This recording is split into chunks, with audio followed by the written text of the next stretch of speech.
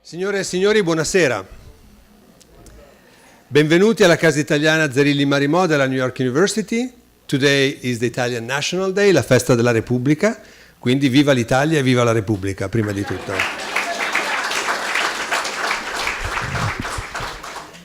Viva la Repubblica! La Repubblica, the Republic of Italy, is 67 years old. And this year, as you know, the Consulate General of Italy, instead of having one event in one place, normally it was a big eating splash at some big hotel in town, the Consul General thought of proposing to all the Italian institutions in New York, the Italian School, the Italian Cultural Institute, the Trade Commission, each of us to organize something to celebrate Italy's culture in its diversity and unity. And we welcome this invitation from the Consul General of Italy, and I take this opportunity to greet, as a representative of the Consul General, Dr. Carlo Davoli, who is the head of the school office of the Italian Consulate in New York. Thank you. And we decided to participate with this very special homage to ERMANNO Olmi. ERMANNO Olmi is, I'm biased when I talk about Olmi, so please bear with me. He's not only one of my favorite directors, but he's also one of the Italians of today that I respect the most for his moral integrity, for his openness of mind, for the originality of his cinema, and for many more reasons. I've just finished reading his last book called L'Apocalisse è un lieto fine. And it's like a meditation book that you can keep on your night table and read a couple of pages before going to bed, and you learn something, and you wish that the human condition was more similar to the one that Olmi mentioned than what you see on the news every day. The films that by Olmi that we are presenting are from the mid-50s, and we have experts that are going to talk about them before, so I will not say much. But why this decision? Olmi and the early films of Olmi for the Festa della Repubblica. Well, first and foremost, because there are two very important articles in the Constitution of the Italian Republic, and the first one, the very first words in the Italian Constitution are, Italy is a democratic republic founded on labor or work, depending on how you translate it. And Article 9 says, the Republic promotes the development of culture and scientific and technical research. And I think these films from the mid-50s, the early films of ERMANNO Olmi, that he made when he was working as a technician for the Edison company, combine these two articles in a beautiful way. The idea that labor, industry, enterprise, and culture, namely cinema and literature in the case of these three films, are a beautiful combination. And it's from that strength that came the moral reconstruction of Italy, along with the reconstruction of the infrastructures that were lost during World War II. So there is more than one reason to celebrate, and there is more than one reason to be happy to celebrate today the Feast of the Italian Republic with the films of ERMANNO Olmi. As I mentioned, I just want to tell you something about our evening, what is the structure, and we're going to begin with Francesca Magliulo, who is the responsible for corporate responsibility at Edison, and she will give a presentation about the relationship between Olmi and Edison. And believe me, it's not only that Edison is sponsoring this event, the professional and artistic life of Olmi and the life of Edison as an enterprise are very, very strictly connected still as of today. It's a great example of how enterprise can collaborate with art. And after that, we'll have Sergio Toffetti, the director of the National Archive of Cinema d'Impresa and also of the Centro Sperimentale di Cinematografia, Piedmont, that is going to talk specifically about the three films that we are going to see. Immediately after, we're going to have a screening of the three films. There are three short films, as you know, one with text by Gabriele D'Annunzio, one by Giacomo Leopardi, and one by Pasolini. At the end of the screening, we're going to have a Q&A. And at the end of the Q&A, of course, it's an Italian feast we're going to eat and drink up in the garden. I hope you'll bear with me while the air conditioning goes full speed, because for some reason they didn't turn it on. But I think we are all very excited, and I thank you for being here with us at Casa Italiana to celebrate the Italian Republic. If it's the first time you come to the Casa, make sure you enter your name in our website and become regular attendees of our events. We have something for everybody.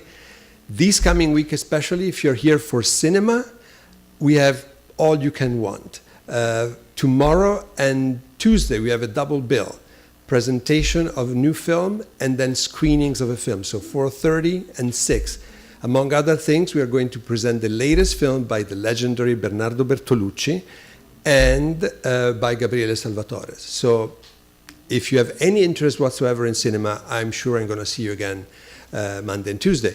And then on the 7th, we are going to have the round table with the directors and actors that are going to be here for Open Roads, the Italian Film Festival at Lincoln Center. One more treat, and then I'm going to go because I'm dying to see these films, is you might have noticed upstairs that there is an exhibit. We finished the setup literally half an hour ago because the other exhibit came down yesterday. But we wanted to have this exhibit on the walls today. It's an exhibit that celebrates the 50th anniversary of the film The Leopard. That is probably one of the most mythical films in the history, not only of Italian cinematography, but of world cinematography. And Ralph Toporov, is Ralph here? No, he's upstairs. He's a photographer who was 20 and that ended up almost randomly on the set of The Leopard in 1963 and took the pictures that you see upstairs. So the official opening of the exhibit, The Leap of the Leopard, is going to be on June 7th. But as a preview, it's already available to you. So when you go upstairs for a drink and something to eat at the end of the program, you'll be surrounded by Claudia Cardinale, Alain Delon, Bart Lancaster, Luchino Visconti. And here in the Ridotto, you have pictures that Ralph took of another film that was in the making at that time, Le Quattro Verità by Alessandro Blasetti, and there is Orsano Brazzi, Monica Vitti, and many others. So we are in great company, all of you film lovers and lovers of Italy. Once again, viva l'Italia e viva la Repubblica.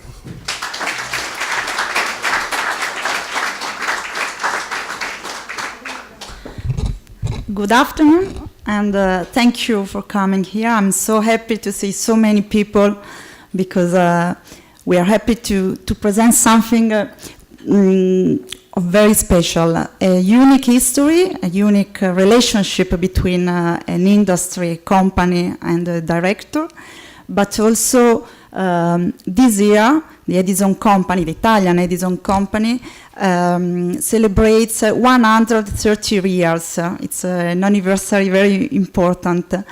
And now I'm happy also because they are 130 years, but Edison was born thanks to an encounter with a special man from New York, Thomas Edison, but I will explain in a few minutes.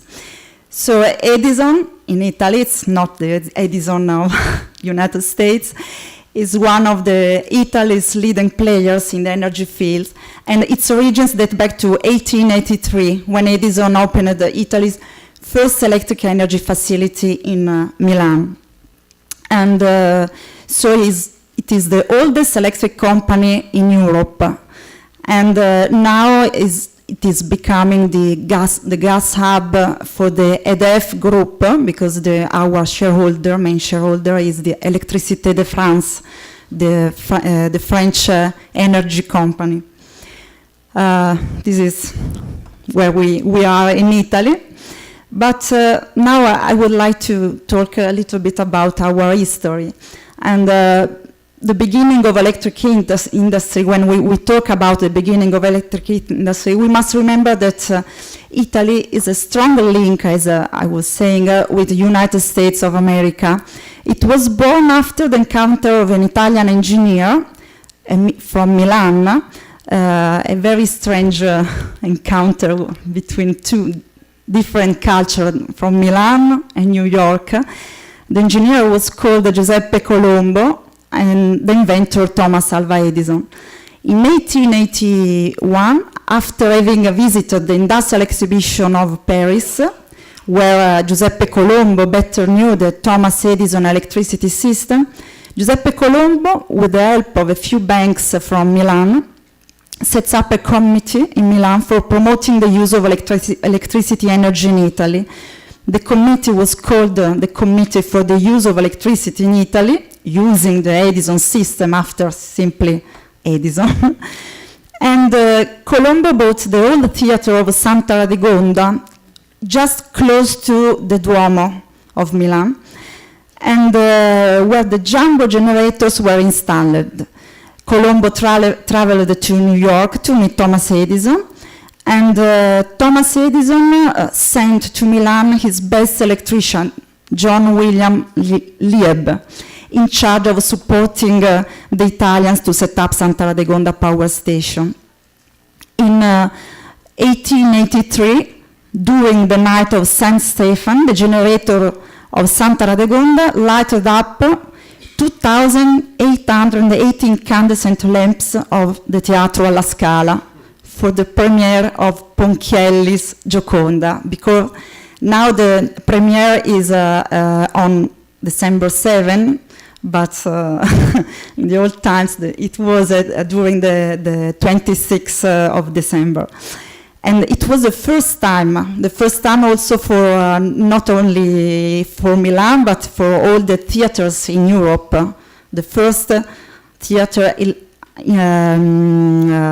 illuminated by the electricity. And this first important public illumination in Italy proved to be a great success. And in 1884, the Edison company was founded, so happy birthday, Edison. And you can see a letter from Thomas Edison to Giuseppe Colombo with the list of generators, like a catalog. And Giuseppe Colombo is the first one. Thomas Edison, you know him. The inside of the first electric power station in Italy, and you can see the camino, the chimney, okay, it was just there. So after its pioneering, this is the one of the oldest hydroelectric power plants in Milan. It was built just after the Niagara Falls of Thomas Edison. We worked very close. And after its pioneering phase, during which Edison set the foundation for its intensive later growth, from the 1920s onward, the company continuously consolidated its role as the leading Italian electricity provider.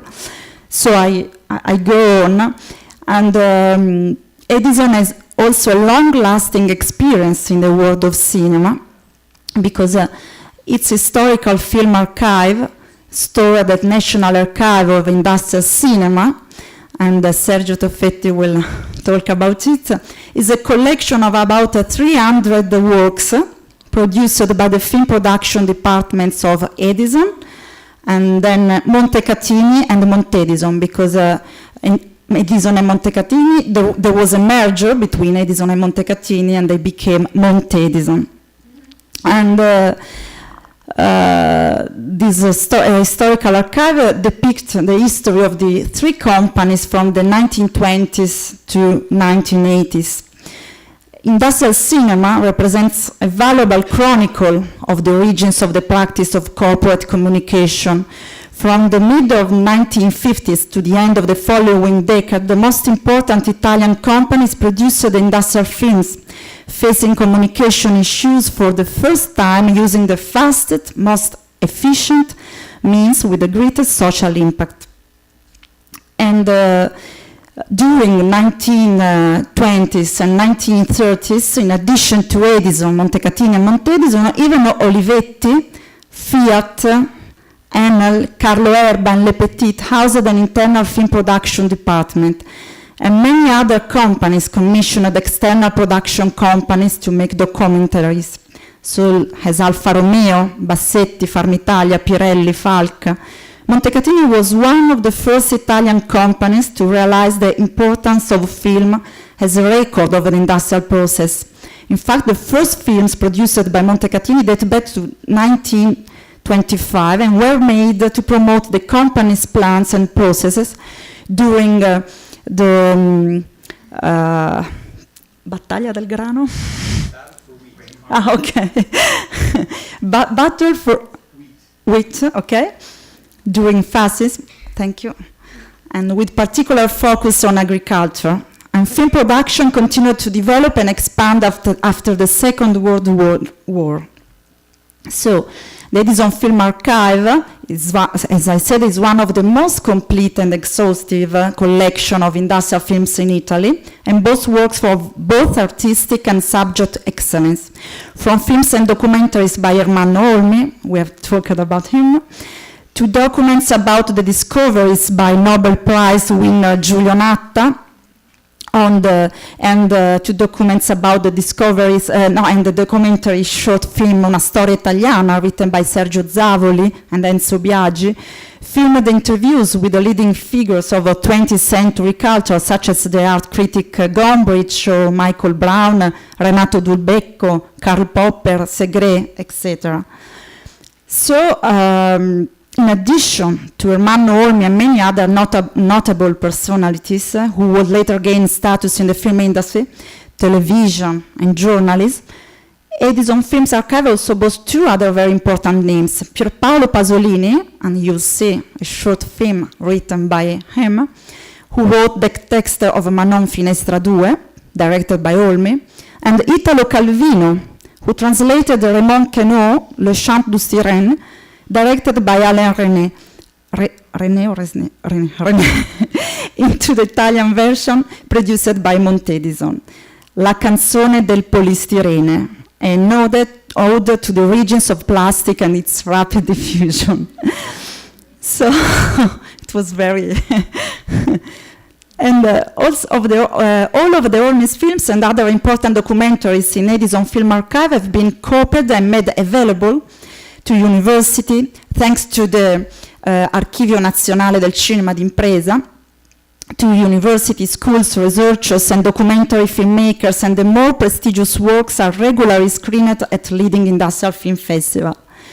So, as I said, from 1920s to 1940s, Montecatini and its agricultural propaganda department chose film as a communication tool for agricultural publicity campaigns and to promote its new fertilizers throughout Italy. And this is a field, and the child served to yes, to measure the growth of the this is an experimental field. So these are very beautiful photos from 1930s, 1940s. I had my degree by this photographic archive of Montecatini. It is fantastic. And the Edison film production, especially the period that is between 1950 and 1960s. The film produced by Edison, most of which were directed by Ermanno Olmi, were primarily addressed to employees. And through a large internal communication project were aimed at strengthening a sense of company unit and belonging. So an internal communication for the identity and for a sense of identity. The new reels depicting the cultural and recreational programs and the series dedicated to the construction of hydroelectric power plants portrayed the company as a big family, where every employee actively participated in the development and growth of the country. At the beginning of the 1916s, Edison was also commissioned by external offices to produce films documenting the group's commitment to the hydroelectric power sector and its various other activities. And the nationalization of electric utilities in 1962, and Ermanno Olmi's defection, marked the decline of the Edison film production. A special employee at Edison here, this is because we are not a sponsor, but you have to know that every time Ermanno Olmi come to Edison company in Milan, he meets every employee and he say, "Oh, buongiorno, collega. Hi, colleague." He has a very a souvenir memory, very, very strong, and we have a very strong link with him. And he was hired, he was a son of Edison employees, and after, yes, and the father was dead during the bombs in the Second War, and Edison hired him when he was very young, at 14. He was 14, and he was hired by the simple procurement offices, a normal job. And at Edison, after a few time, he started to organize recreational activities, especially theatrical activities, in the after-work activities. How do you say dopo lavoro? After work, okay. And he was later commissioned to shoot and document industrial production. And from 1953 to 1961, Olmi made about 40 documentaries where he depicted factories, electric power plants, dams, products, and the north and south of a country in rapid industrial growth, and during also the economic boom of Italy in the 60s. But above all, he portrayed men and the work of men. This experience led to the foundation of Edison's Servizio Cinema, film services, that he directed for many years with a lot of colleagues of Edison.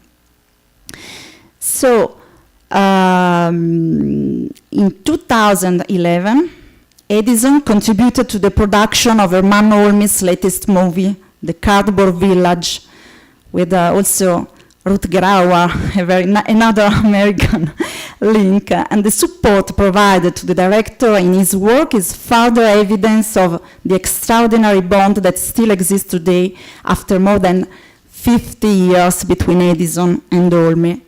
Our best award for Edison is the memory of Ermanno.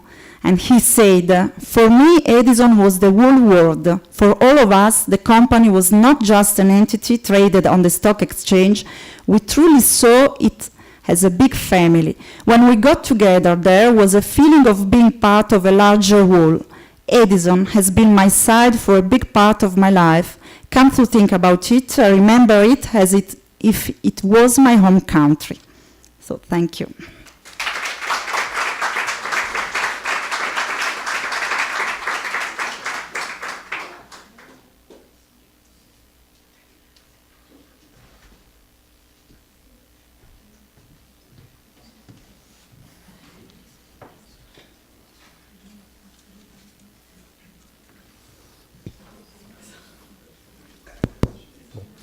Good afternoon. I'm sorry, but I was too lazy to speak it directly in English, so I speak with the help of our friends here.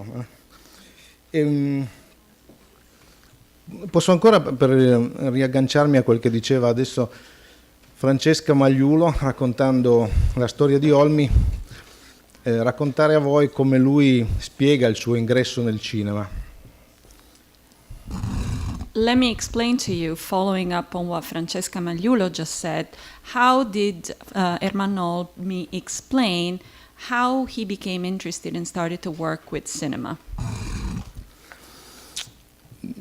Olmi faceva il regista del gruppo di lavoro, del dopolavoro teatrale, e una volta con i suoi compagni di lavoro mette in scena un'opera teatrale che ha un così grande successo che l'amministratore delegato della Edison gli chiede che cosa i dipendenti vogliono in premio.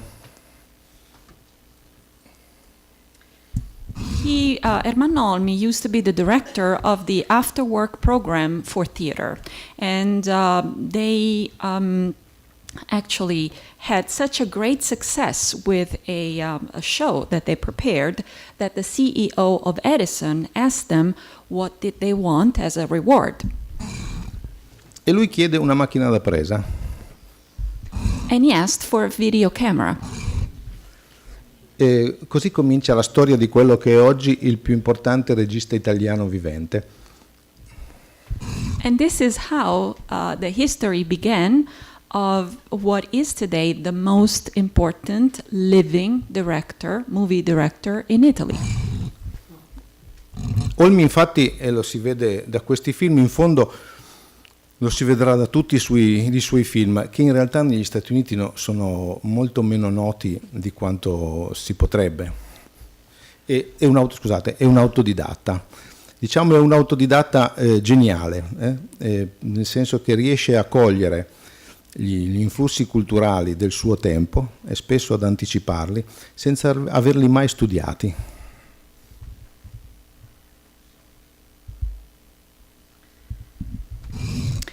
If you know Olmi's production that is not very well known, or at least not as well known as it could be in the United States, you realize that he is a self-taught director, but he's a genial self-taught director, one that was able to capture the influx of the current culture without ever having studied them. Facciamo un piccolo passo indietro. Nel XX secolo l'industria produce, oltre ai beni correnti, cioè le automobili, i telefoni, i camion, tutte le produzioni industriali, produce film, questo in tutto il mondo, ma in Italia in modo particolare, nel senso che la grande industria produce migliaia e migliaia di film, e questi film avevano come compito, un po' come già osservava prima Francesca, quello di rafforzare rafforzare il senso di identità dei dipendenti nei confronti dell'azienda e un po' quello di fare opera di propaganda. Let me make a step back and let me tell you that in the 20th century, at the beginning of the 20th century, all over the world there was a production of all kinds, such as cars, telephones, of course, all the industrial goods. But in addition to that, and especially in Italy, there was a production of movies. Well, those movies had a task, the task of strengthening the identity, the company identity of the employees, and also that of being an instrument of propaganda. Il cinema, infatti, oltre a essere un'espressione artistica, era un pezzo della produzione industriale. Il primo film europeo mostra l'uscita di operaie da una fabbrica. Forse voi sapete che il cinema si inventa tante volte, ogni paese inventa il cinema.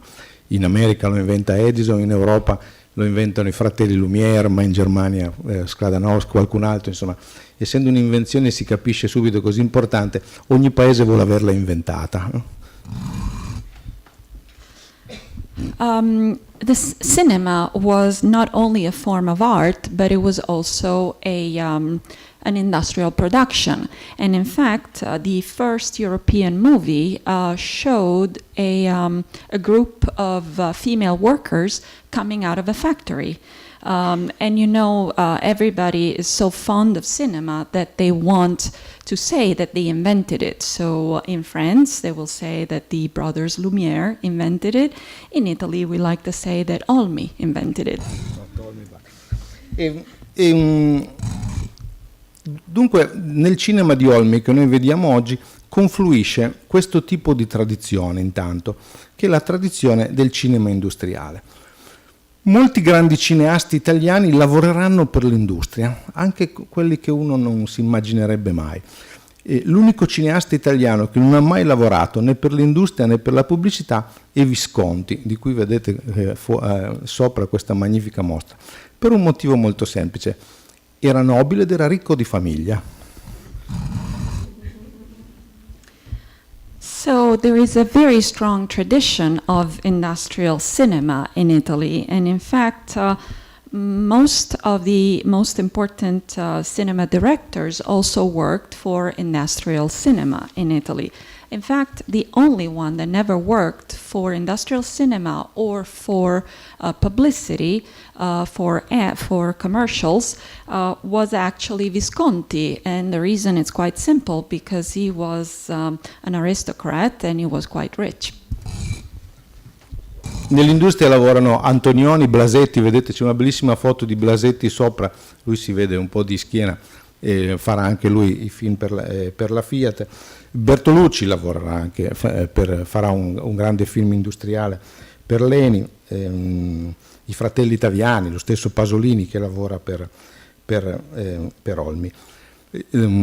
Nel senso che Olmi fa lavorare Pasolini facendogli scrivere i testi di 2 film, uno lo vediamo oggi, è Ma non Finestra 2.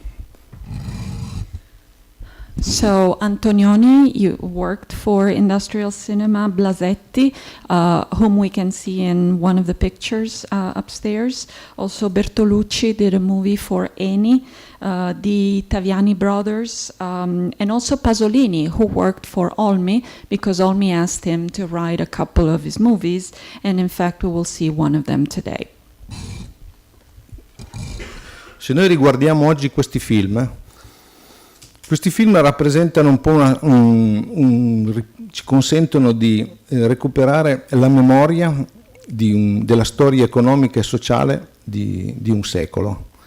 Noi vediamo sedimentati in questi film sistemi di lavoro che oggi sono obsoleti ma che sono stati importanti, addirittura i modi di produzione, ma addirittura, cosa che per noi è stata molto importante, le facce della gente, cioè come sono cambiate le facce, come sono cambiati i volti dei lavoratori. If we look at these movies today, we can recoup the memory of the social and economical situation of the time of the 20th century. But not only that, we can also see the systems that they used to work that are obsolete now, of course, the production modes, but we can also see the faces of the people, and you can see how they have changed in time. I film che abbiamo scelto di mostrare oggi di Olmi sono 3 film che stanno dentro il programma dei rapporti tra cinema e letteratura. Però uno, che è Ma non Finestra 2, quello che è il testo di Pasolini, è particolarmente significativo perché rappresenta un po' il lavoro che Olmi ha fatto per molti anni per la Edison, cioè filmare la costruzione delle dighe.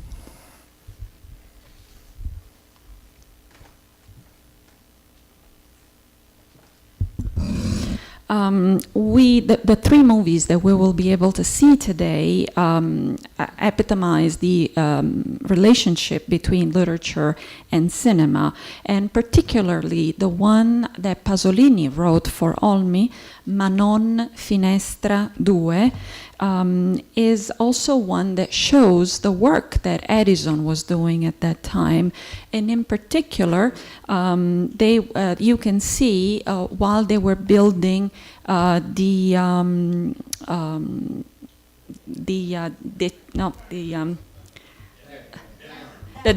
dam, yes. Finestra is window, is the big hole that they have to build to help in the building of the dam. And the window has a name. The name of this big hole is Manon, like the opera. Se voi guardate la costruzione di questo film, Olmi in un quarto d'ora mostra che cosa succedeva in Italia negli anni che da noi vengono chiamati del miracolo economico. If you can see how this film has been constructed, you will realize that in 15 minutes only, Olmi is able to show you what was happening in Italy in those years, what was called the economic miracle. Per esempio, la diga viene costruita nel nord, cioè sulle Alpi, dove ci sono le montagne più alte. Allora, Olmi mostra l'arrivo degli immigrati dal sud. In quegli anni in Italia cambiano casa 24 milioni di persone su meno di 50. Vuol dire un italiano su 2 cambia casa. In the movie that was shot in the north on the Alps, you see a scene in which there is the arrival of the immigrants from the south. Well, be aware that in those years, 24 millions out of 50 millions that were living in Italy moved, which meant that 1 out of 2 Italians moved. Olmi mostra la differenza di abitudini, di costumi e questi suoi film sono anche un invito alla tolleranza. L'arrivo degli immigrati dal sud non viene visto sempre benissimo dagli abitanti del nord. Io, che ormai ho una certa età, mi ricordo ad esempio che nella mia città, Torino, la città della Fiat, dove arrivavano 50-60 mila persone l'anno, si vedevano per strada i cartelli "non si affitta a meridionali".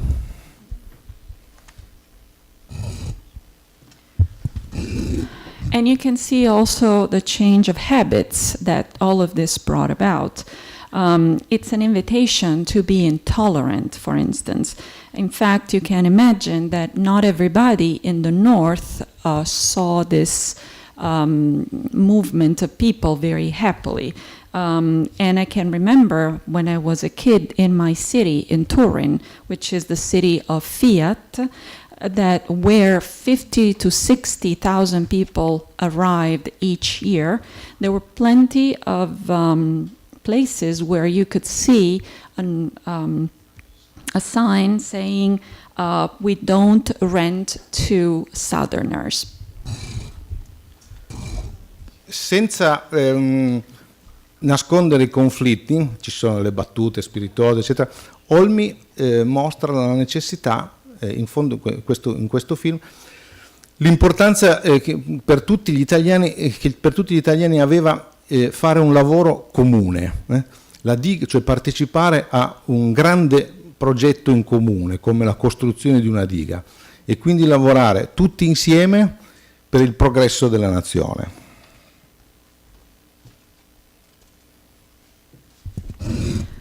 Olmi in this movie is not hiding conflicts, but you can see them in some of the jokes, for instance, here and there.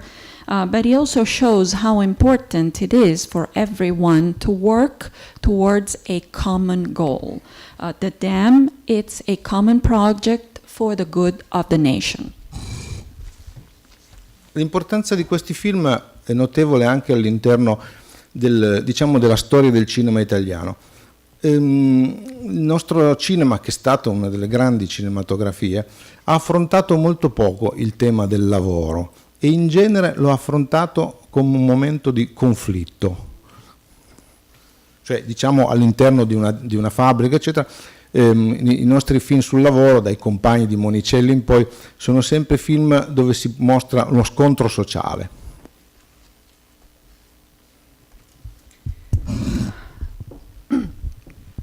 And this is important in the history of film in general, but in the history of Italian cinema, especially considering that our cinema, that has been one of the great cinemas in the world, has never really devoted much attention to the subject of work, except to show the conflicts in the workplace.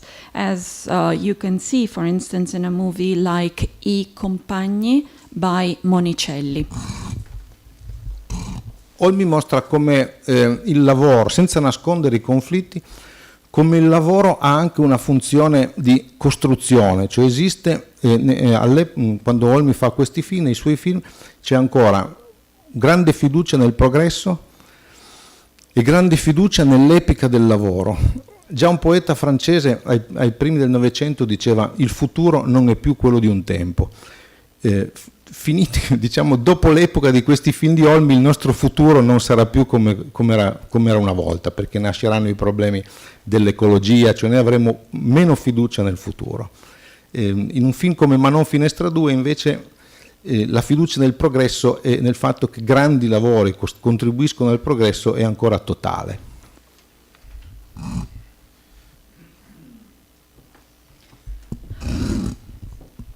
in this movie, you can see that work means building together.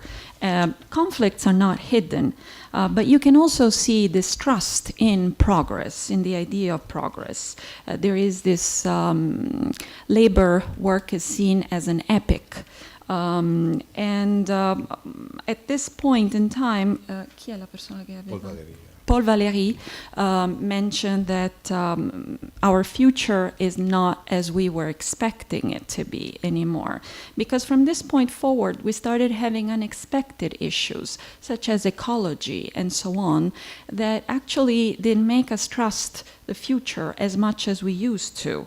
At this point, we have less trust in the future. I film di Olmi non sono però importanti soltanto dal punto di vista sociologico. Olmi's movies are not important only from the sociological point of view. Il suo primo lungometraggio, Il tempo si è fermato, del 1959, viene presentato alla Biennale di Venezia, lo stesso anno in cui viene presentato l'anno scorso a Marienbad di Alain Resnais. In quell'anno anche Jean-Luc Godard farà Fino all'ultimo respiro e subito dopo François Truffaut farà I 400 colpi. Questo per dire che Olmi è un grande rappresentante della Nouvelle Vague internazionale, in modo particolare ovviamente della Nouvelle Vague italiana.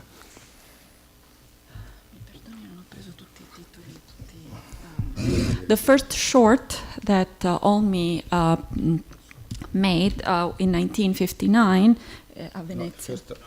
The first long movie that he prepared in 1959 came out exactly at the same time that other very important movies were coming out in Italy. For instance, in the same Biennale they show Hiroshima Mon Amour from Alain Resnais, Breathless of Jean-Luc Godard, 400, no, I don't know the name in English. 400 Blows. Blow of François Truffaut and so on. In the same time, the Italian movies in the same Biennale was film from Monicelli or De Sica. So it was great film, but very classical film. A movie like Il tempo si è fermato showed us that also in Italy starts a nouvelle vague.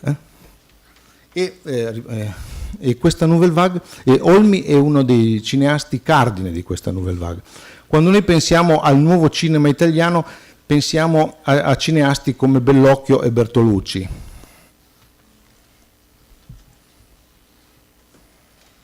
And of course, Olmi is one of the pillars of this Italian Nouvelle Vague. And when we think of the Italian Nouvelle Vague, we think of movie makers such as Bellocchio and Bertolucci.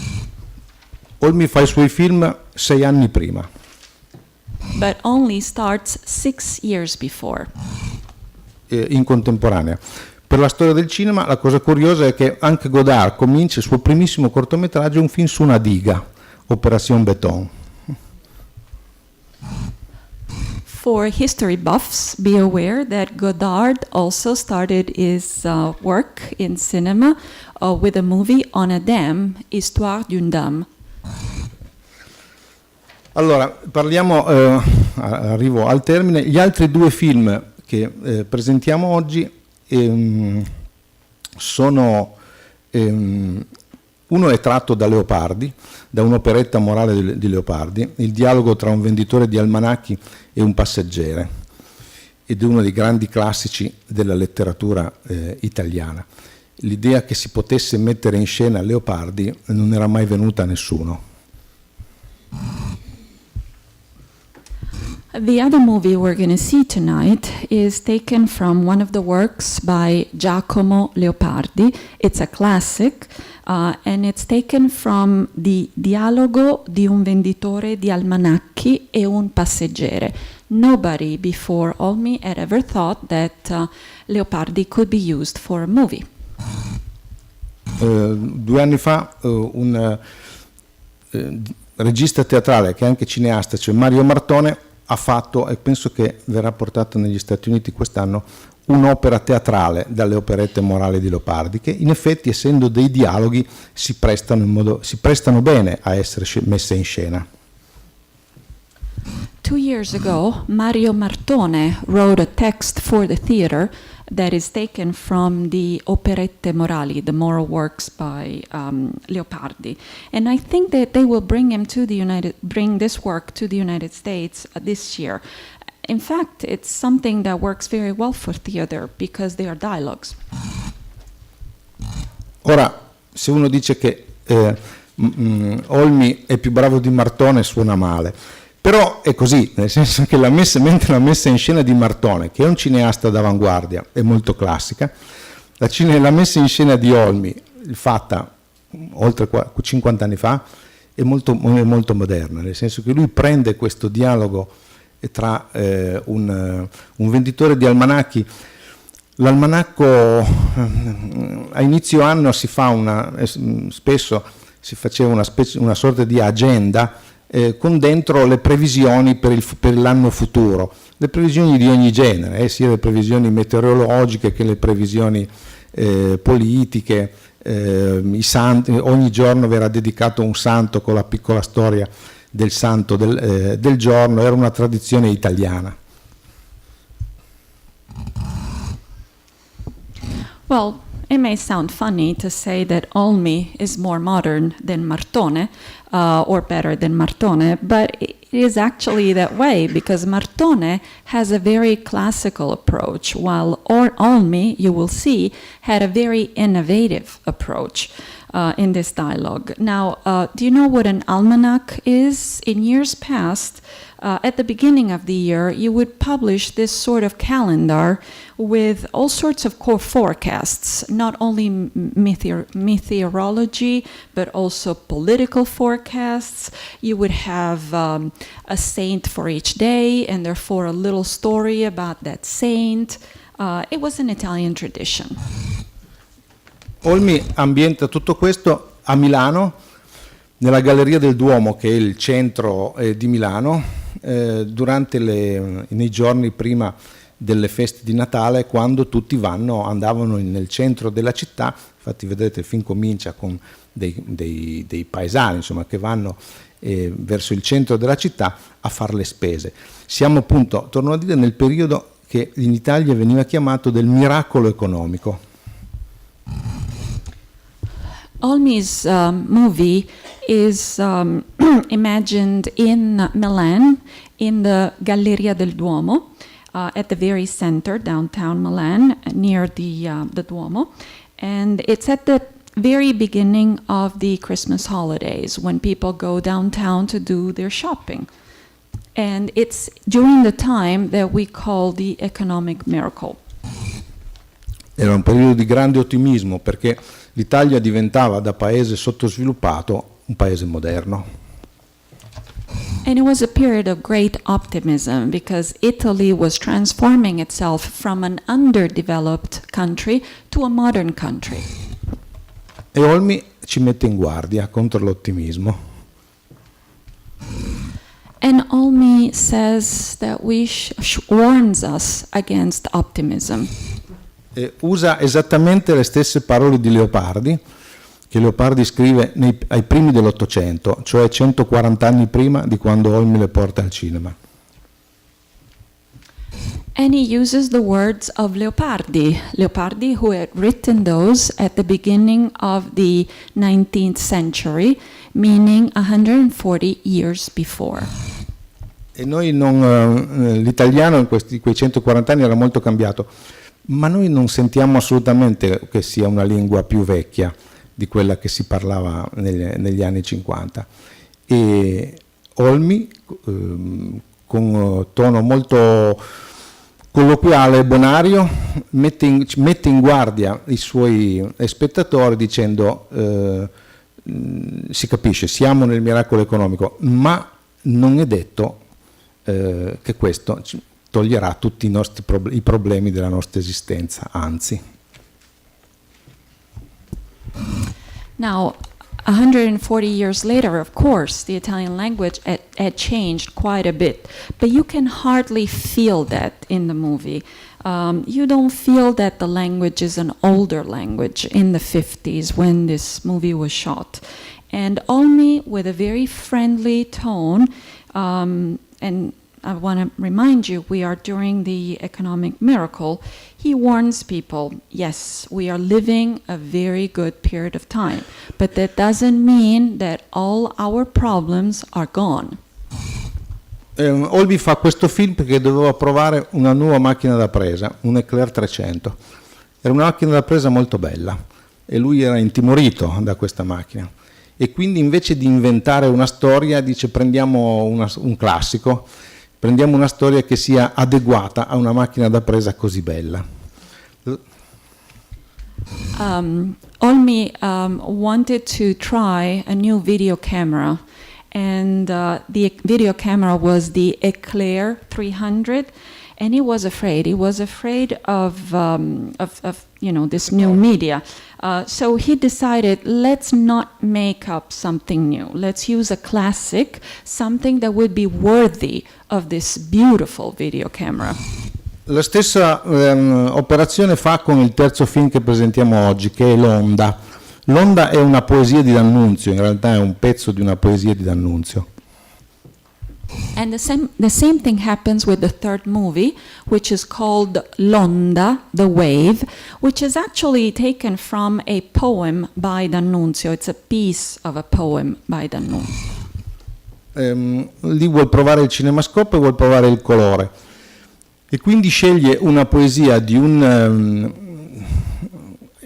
potremmo dire un equilibrista della parola, come era D'Annunzio, per dare il ritmo al montaggio del film. In that case, he wanted to try cinemascope. He wanted to try color, to test color. And therefore, he decides to use a funambulist of poetry, such as D'Annunzio, for this attempt. Bene, adesso io passerei alla visione dei film. Grazie. Let's watch the movies.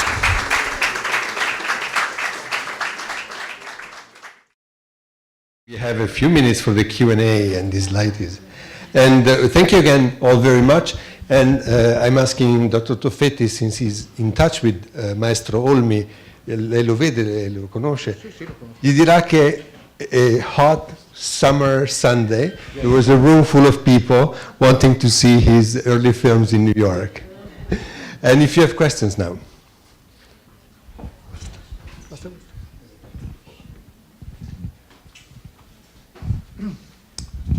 It's so unusual to see such artistic films made with an industrial sponsor. I can't imagine that having happened here in the 1950s or 60s.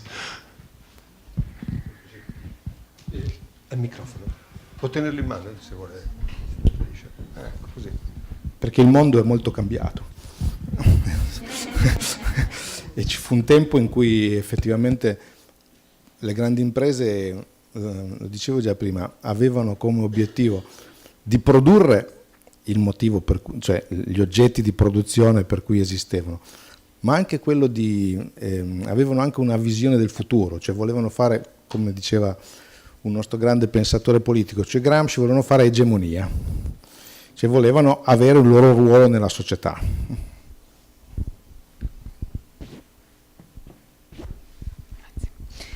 Well, because the world has changed too. There was a time in which large companies had a reason to promote their products and themselves because they had a vision for the future and they wanted to promote themselves in a hegemonic position.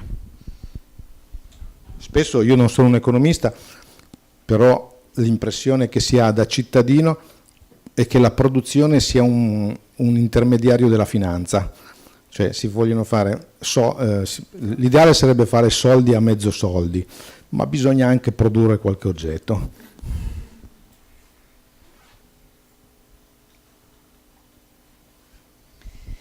I'm not an economist, but as a regular person, the impression I have is that economy is finance, because you want to make money with money. But, you know, sometimes you have to make some goods as well.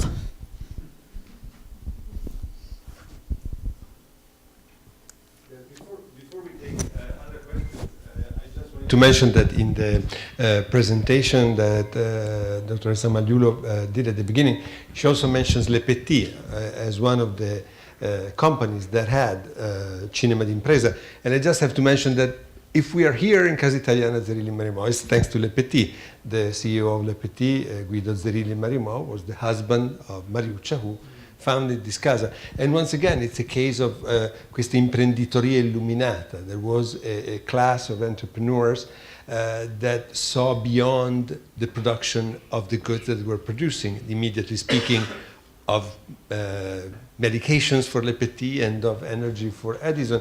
Among other things, for example, Guido Zerilli revived La Nuova Antologia. La Nuova Antologia was on the brink of complete bankruptcy. He invested money in it. He called Guido Spadolini to direct it, and La Nuova Antologia, that is one of the most ancient, still living cultural journals in Italy, was alive thanks to Guido Zerilli. So it was really a generation of people that saw way beyond, and Olivetti and many others that we could mention, Yes, that saw beyond the production of goods. A banker as Mattioli, who did the wonderful edition of the Italian classic, and the mother of Visconti was Carla Erba, from the family of the chemical and pharmacological industry. Yes.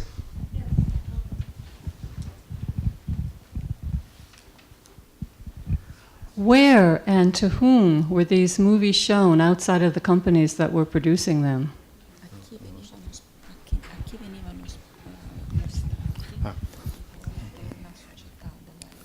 It depends. For instance, at the beginning of the TV broadcasting in Italy, some company have a exchange with the television. They give for no money this film, and the television pass. Or in other occasion, they was shown in Italian Cultural Institute abroad. It was different occasion. It depends from the period. For instance, in Torino, there was an ordinance of the mayor that forbidden to show the film Fiat in the main street of Torino in 1940, because too many people stay and they want to watch, and they impede the traffic. It depends.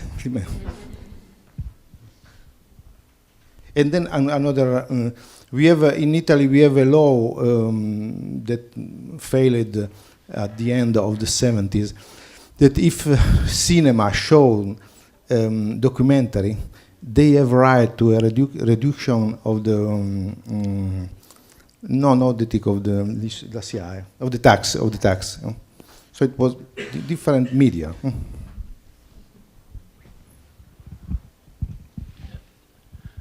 Did I miss it, or Pierpaolo Pasolini didn't get any credit? No, didn't get any credit.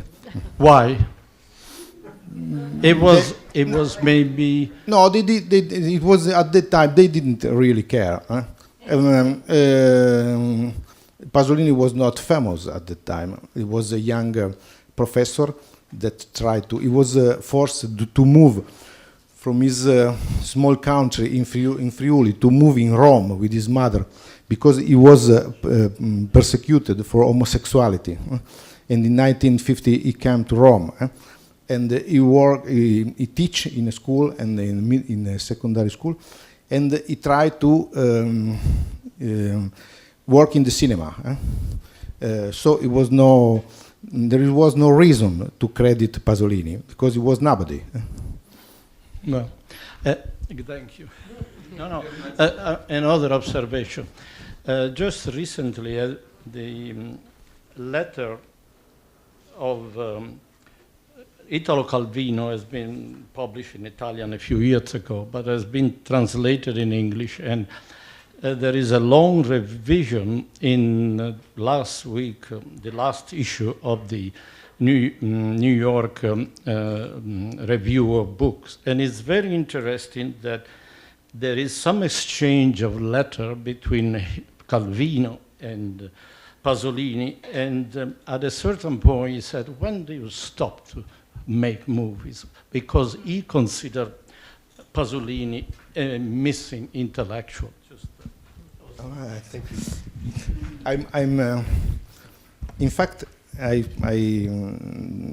it is not important, but I don't agree, because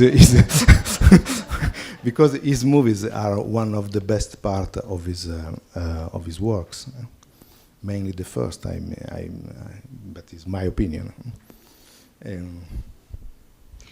Thank you so much. I would like to ask you a clarifying question. In the third film, I was so struck, I'm looking at the third film now from the standpoint of 2013, from today, and I was so struck by the focus, the concentration of the workers. They become almost like robots, you know, like mindless robots. So are we to take this as just a concentration on making the country better, on progress and a dream of the future? Is that how we should interpret this? It seems a little bit anti-human to be so, you know, à plat in terms of the people, the workers. But work in a mine was very hard. It means that people have to be to pay a great attention. Today, for instance, but today it was not thinkable that someone go with his cigarette near to the dynamite. And I don't think that Olmi showed the worker as a robot. No. It was the normal way to work in a mine. A dam is like a mine because they have to excavate holes at that in that phase of the work.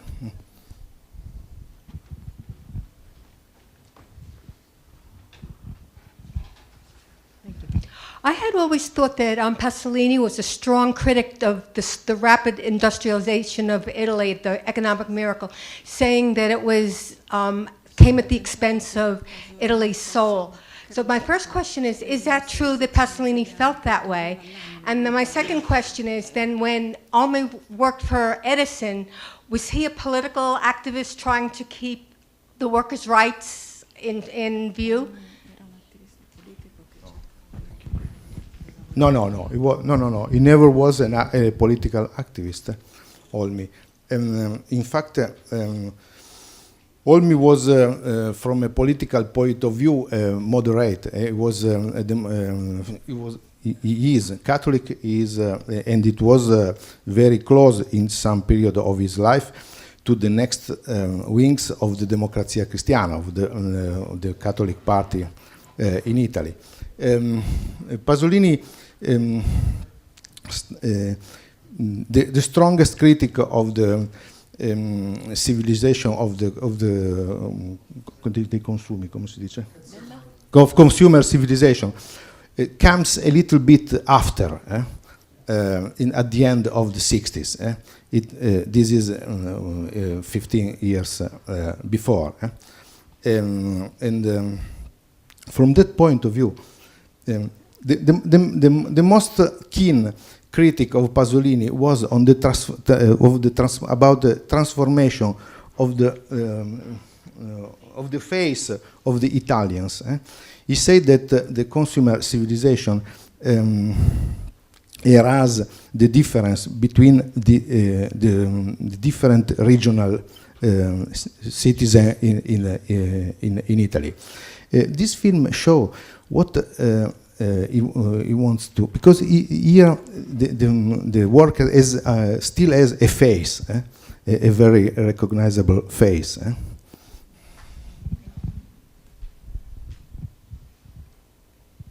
Do you have other questions? Well, if we don't, please allow me to remember our program for tomorrow. As you know, we continue our dialogue between literature and cinema. So at 4:30 tomorrow, we're going to have a panel discussion about the film Bellas Mariposas, directed by Salvatore Mereu. And it's going to be a presentation of clips from this film, not the whole thing, because it's coming to Open Roads in a couple of weeks. So the director is Salvatore Mereu, and the conversation is going to be with the director and the producer, moderated by Antonio Monda. This is at 4:30 tomorrow, a panel discussion with clips from the film Bellas Mariposas. And after that, at 6:15, we're going to have the US premiere of the latest film by Bernardo Bertolucci, Io e te. It's a film based, again, on a literary work by Niccolò Manniti by the same title. And the day after, that is Tuesday, the panel discussion with clips on the film Tutti i Santi Giorni with a book by Simone Lenzi. And at 6:15, we're going to have the screening of the latest film, once again, a US premiere, of Gabriele Salvatore's Siberian Education. So if you're interested in Italian cinema, come back for this. I would like to thank again Francesca Magliulo and Professor Toffetti